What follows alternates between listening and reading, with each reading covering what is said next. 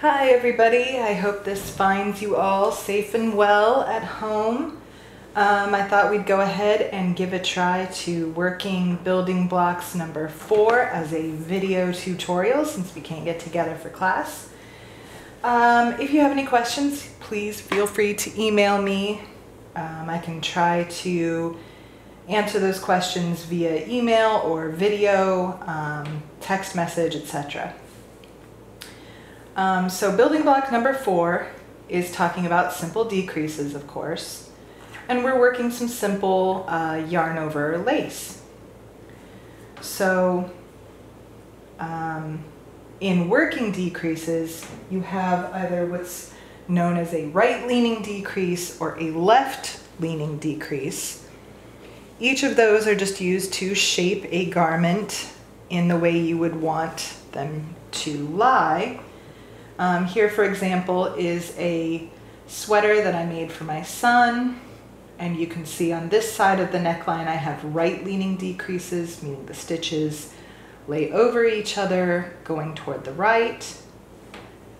And on the opposite side of the neckline, there are left-leaning decreases. And that's just so that I can have a symmetrical garment that is shaped the way I want it to be. So, in doing these decreases today, I have my 6 rows of seed stitch border for my block already worked out.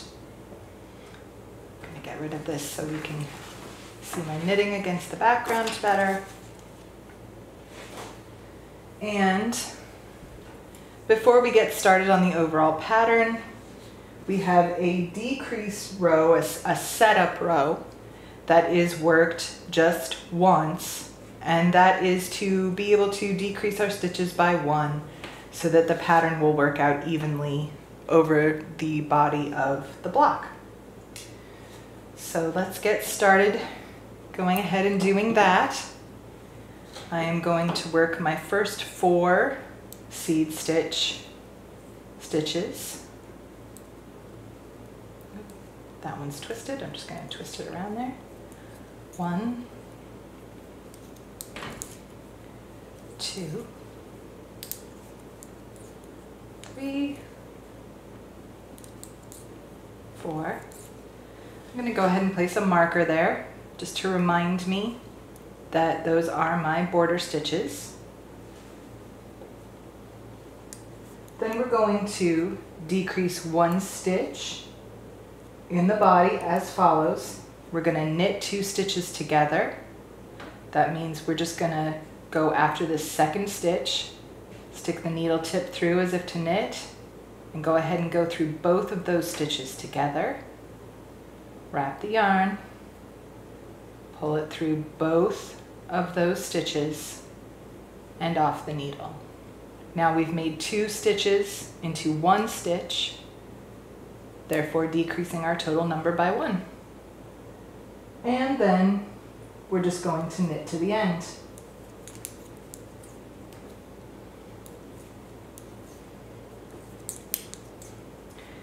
Now, when we start our work, this is sort of counting as our first row 1,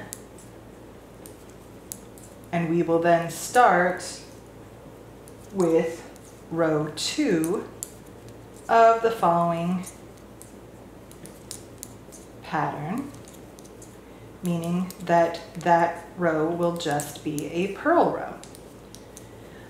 In this pattern, every even numbered row, every wrong side row, is a purl row.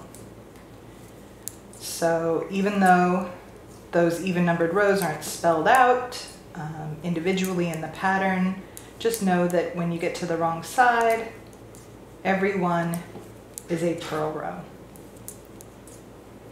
And for this block, it will be easy to designate which is your wrong side and which is your right side, more so than our blocks in the past, because you will have that bumpy purl texture on the wrong side and the stockinette texture on the right side rows. All right, onto my last 4 stitches on this side. Those are going to be my seed stitch stitches. So I'm going to work those in seed stitch.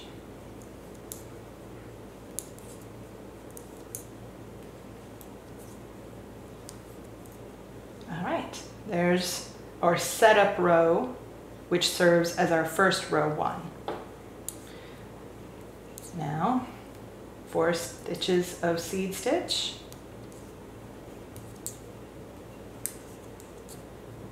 For that border. Slip the marker. And as for every even numbered row to come, row 2 is just a purl row. If it helps you to write out the pattern, spelling out each of those even numbered rows, you know, to actually write out what row 1 is, row 2 purl, write out the directions for row 3, row 4 purl, and so on, making sure that you write out each of those even numbered rows with the instruction to purl, then you could certainly do that. And that might be helpful, just to help you keep track of where you are. Now I haven't used my row counter yet for these first 2 rows, but I'm going to go ahead and set up a row counter just to go ahead and keep me on track. As soon as I finish this row. Here we go. Our last 4 border stitches, worked in seed stitch.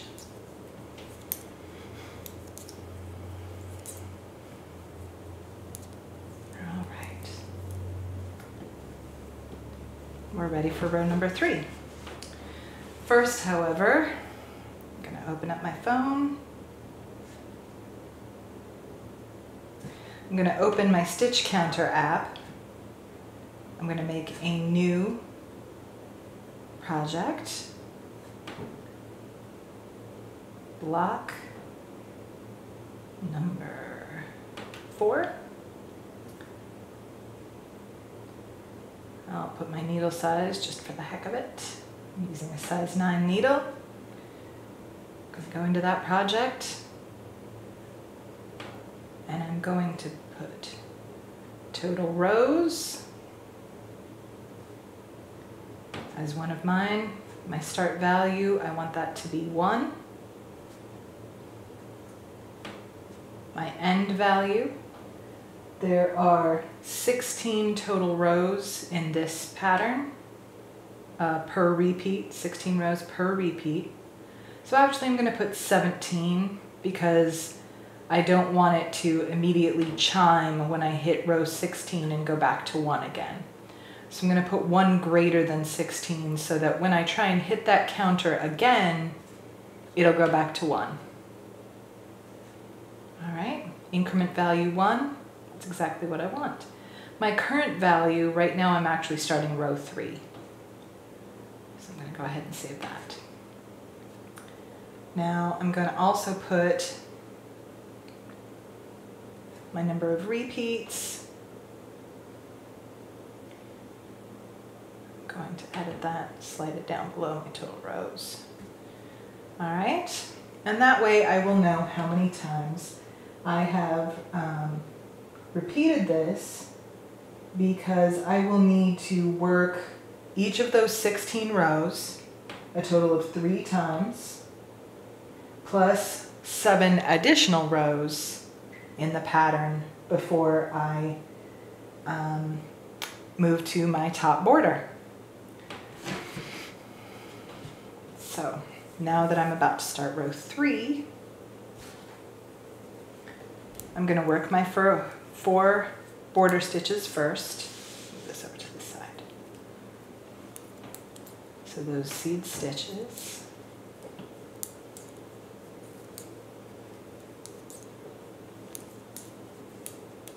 All right, I'm going to move the instructions right back here so we can take a look. On row 3, the instructions are to knit 3, yarn over, knit 2 together through back loop. That's what the TBL stands for. We're going to knit 6 and then repeat from the little asterisk, and then ending our last repeat with knit 2 instead of knit 6. I know that caused some confusion for the people I've spoken to already who were trying this on their own. So we'll just go over that very carefully, step by step, and I'll show you what each of those things are. So, first, of course, we're going to knit 3.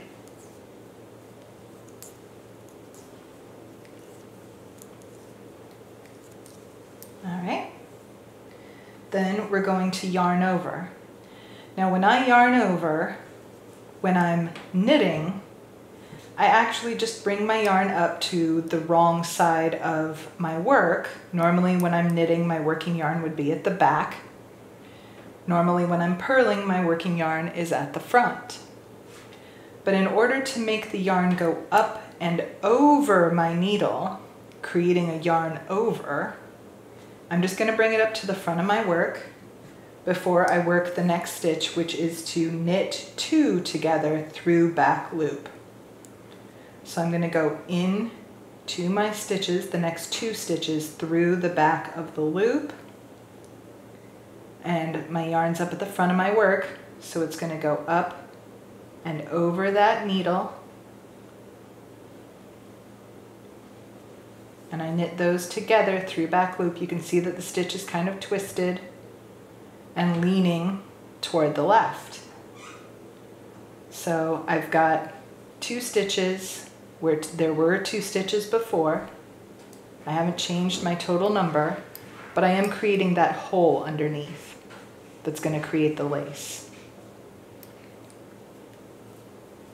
And then I'm going to knit 6. 1, 2, 3, 4, 5, 6. Now let's just take a quick look. And having worked 1 repeat from the asterisk, yarn over, knit 2 together through back loop, knit 6. Having done that 1 time, I've got my 4 border stitches. 1, 2, 3 of those first knit stitches. My yarn over, you can see, leans pretty heavily toward the left. That's one of the ways I designate a yarn over when I'm going back and counting through my work. You can also see the hole that's appearing underneath. And then I've got the knit 2 together through back loop stitch, and 1, 2, 3, 4, 5, 6. Okay, so then we're going to go back to the asterisk, and we're going to start the whole thing over again. So yarn over, I'm bringing my yarn to the front of my work. Knit 2 together through back loop. I'm going through these 2 stitches. I've kind of separated them away from the others so that I can go right through them with my needle, bringing my yarn from the front, up and over, to again do that left leaning decrease and creating that hole with the yarn over. And then I'm going to knit 6. 1, 2, 3, 4, 5, 6. Once again, I'm going to yarn over, knit 2 together through back loop, and knit 6. 1, 2, 3, 4, 5, 6. Yarn over, knit 2 together through back loop, knit 6. 1, 2, 3, 4, 5, 6. Now you can see that before my 4 border stitches, I only have 4 stitches left. But in our instructions, we end the last repeat with knit 2 instead of knit 6. So I'm going to do the same thing again, yarn over, knit 2 together, through back loop, and then I'm going to end with knit 1, 2 before my border stitches that I just work in seed stitch.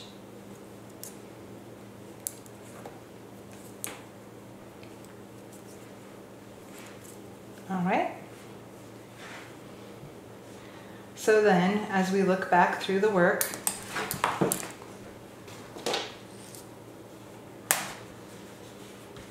we'll have 1, 2, 3, 4, and 5 holes that are going to go across that bottom edge, which lines up with the sample block where there are 5 little kind of quadrifoils here in the lace pattern. So that's exactly what we should have.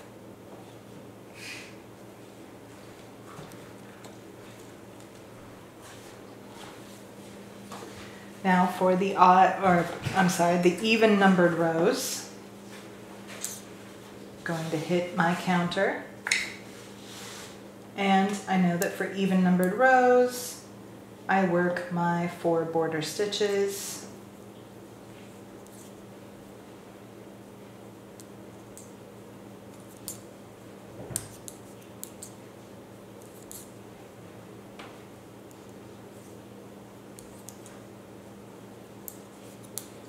And then I'm just going to purl all the way back. Now when I get to the yarn overs, it looks a bit odd. Looks kind of stretched out and funny, and the stitch is leaning harder than other stitches normally do. That's perfectly fine. That's exactly what we want. I'm just going to go into it as I normally would, wrap it as usual, pull off, and it's just going to leave that hole there. And I'm going to keep going.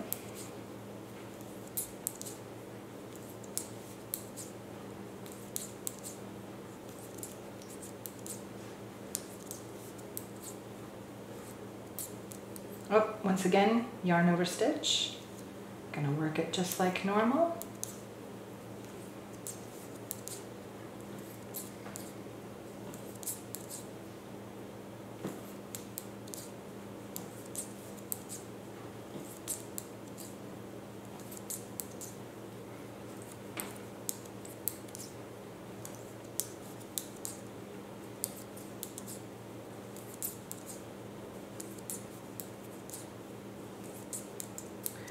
And in a few minutes here, I will talk a little bit about life